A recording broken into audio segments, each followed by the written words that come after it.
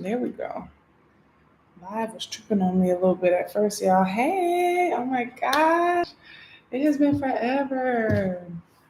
Right now, I'm co working a little bit, planning out, kind of just trying to wrap up September and get prepared for October. Y'all, these last 2 weeks have been so eye opening for me. They have been so uprooting, even though I know autumn, it's talking about grounding, we're going back into the roots. I went back into the roots all right, man. Almost pulled my roots out for real. So, um, I'm really grateful for everything that's been coming up for me. One of the main things I feel like I've been working through is speaking my truth. This has been coming up for a few lunar cycles now. And I think, for me being someone who loves to share my opinion, loves to share my story, etc., it felt weird for me not being in a place where I wanted to do that. I was in hermiture, I think that's what I was in hermit mode for real. But also learning about my human design, that's where I've just been taking all of these different things, and they've been teaching me a lot about why I am the way that I am and how I operate. So I'm a generator, and my profile is a 6-2. So I am the role model and the hermit. So this is kind of like a two-sided coin. When I'm not being a role model, I feel indifferent, but I'm just now learning to just lean into being okay with being the hermit in this hermiture, because the 6-2 profile talks about it being crucial for me to be in my hermit time, because the downloads that I receive, the wisdom that comes over me, once I have sat through it and gotten on the other side of the lesson, I am in better shape to share it with the collective, not the other way around. I don't share with the collective and then receive the knowledge. I sit with it. And I've been doing some deep, dark work, y'all. Oh, I'm tired. But I've been wanting to free myself from whatever entity or whatever energy was trying to silence my voice. And this believe it was solar eclipse, don't quote me, but this new moon that we just had last night in Virgo and Gemini are rulers of the throat chakra. So, I mean, everything just felt like so in alignment for me to sit with and get a better understanding, like what's happening with my voice. Why don't I want to write music? Why don't I want to post on YouTube and Instagram? Like, why don't I want to show up? Um, but it's because, number one, I had some things seriously with my voice from childhood trauma that I needed to um, pull out. I needed to uproot these limiting beliefs, these other voices, these other thoughts that were dominating my reality. And I've done so much inner child healing, but I feel like I was just recently triggered because it's been a whole year since I have spoken to my mom. And with that, my body remembered the last instance where we fell out. And yeah, it was super traumatic. It was super traumatic, even in my adulthood.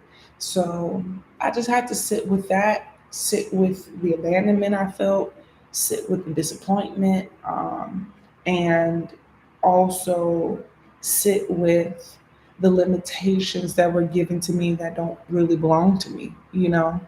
'Cause some things were just still living. I mean, y'all, this whole side of my neck was frozen, like still now am I healing my neck, because I could barely turn. It had gotten that bad. I had suppressed my voice for that long that the spiritual element started showing up in my body. When I went to my holistic chiropractor, she told me it's not just the neck, there's a something blocked behind your ear.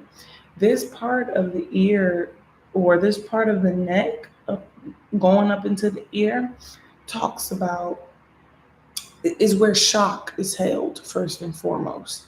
And spiritually, when I went deeper and did more of my just meditation, I realized that this is also where we house the other voices: grandmothers, mothers, fathers, old beliefs, friends, etc., siblings. The opinions of others gets housed and lodged back there, So I had to sit with that because, I feel really locked in with my intuition.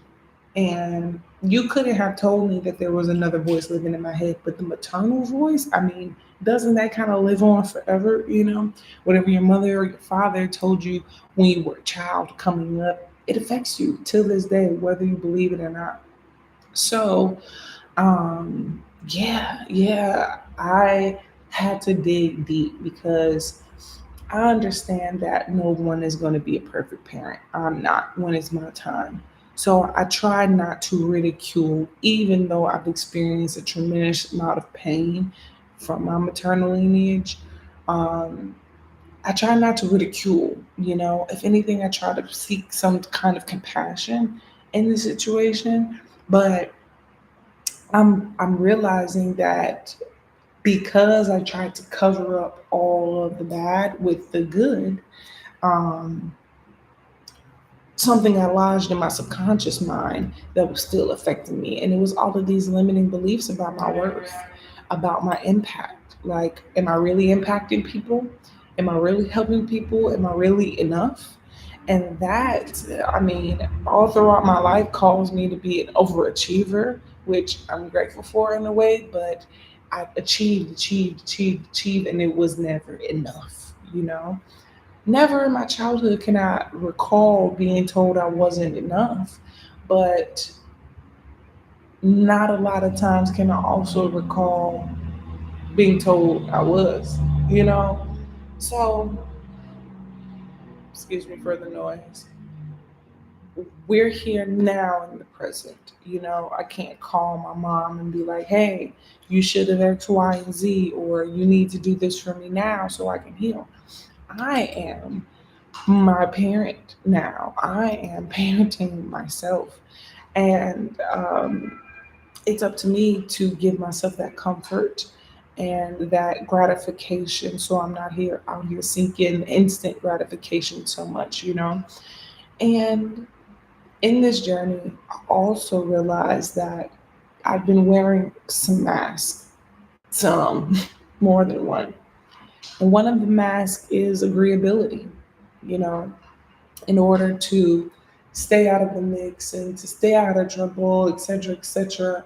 There was a bit of this suppression of the voice that came up when I was younger. And I think that now, when I am here wanting to step into a position of stating how I feel about issues that are happening in the world, wanting to be ahead of this feminine revolution, um, you have to take stands. You have to take a stance on things. If you do not stand for something, you fall for, how it go. And I feel like I was taking the back seat on a lot of issues. I was not trying to speak out about a lot of things. And that was also freezing my neck. Like, literally, it was so excruciating at one point. But I was like, what's happening? Like, in my childhood, my voice being so suppressed, like, we don't want to hear what you think.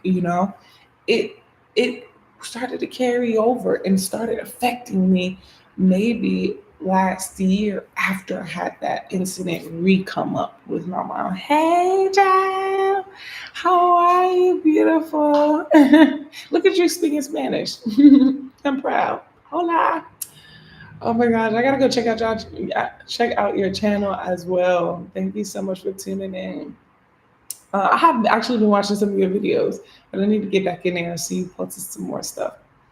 Pero, um, Yeah, like I'm not agreeable. I am actually pretty controversial, and not choosing the side is choosing the side every time, you know? So I'm ready now to allow my voice to be heard on serious world issues, you know? I know I am the light, and I'm still configuring how I want to use my voice because there's enough darkness in the world, you know. I don't want to always show up and it be like, oh, she's finna talk about something heavy. But I also don't want to shy away from my opinions about some of the heavy shit that's transpiring out here. No, I have big thoughts. And I know I'm not alone, you know. And if I have to be the first one to speak them, so be it. If I get ridiculed for it, so be it, you know. So this is where I am right now. And I'm happy that I could come on here and do a stream because, you know, I didn't want to dress it up. I didn't want to edit or have any of that. I just wanted to come back to this platform where I always feel good to share my voice and say, this is how I'm feeling right now. And this is the process that I've been going through to get reacquainted with my voice, the power that comes with my voice, the power that comes with my light, and get back to shining it, y'all. You know, that the darkness is working overtime. The darkness is working overtime. So the light also needs to as well. So I appreciate y'all, of course, for coming on my journey.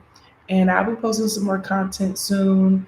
Um, I'm probably going to Bali at the end of this year, so y'all will see more travel content from me.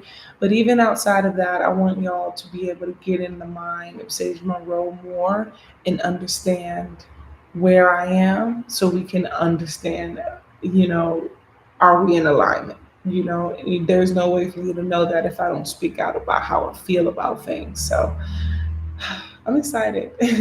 I'm excited. Up, here's my cat. Shmagam! Shmagam!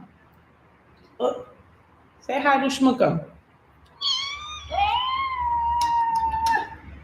Say bye. He's sick of me. Ciao, y'all.